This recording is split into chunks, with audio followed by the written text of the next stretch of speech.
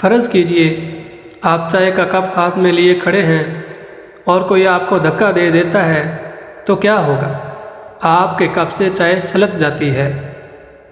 اب اگر آپ سے پوچھا جائے کہ جناب آپ کے کپ سے چائے کیوں چھلکی، تو آپ کا جواب ہوگا کہ چائے اس لیے چھلکی کیونکہ فلاں نے مجھے دھکا دیا۔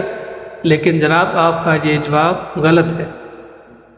درست جواب یہ ہے کہ آپ کے کپ میں چائے تھی اس لیے چھلکی۔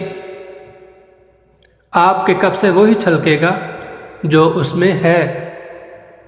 اسی طرح جب زندگی میں ہمیں دھکے لگتے ہیں لوگوں کے رویوں سے، اس وقت ہماری اصلیت ہی چھلکتی ہے۔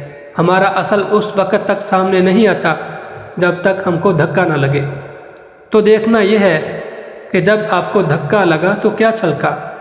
صبر، خاموشی، شکر گزاری چھلکی، رواداری، سکون، انسانیت، وقار چھلکا، یا پھر غصہ، کڑواہٹ، جنون چھلکا، حسد، نفرت، حقارت چھلکی؟ چن لیجئے کہ ہمیں اپنے کردار کو کس چیز سے بھرنا ہے۔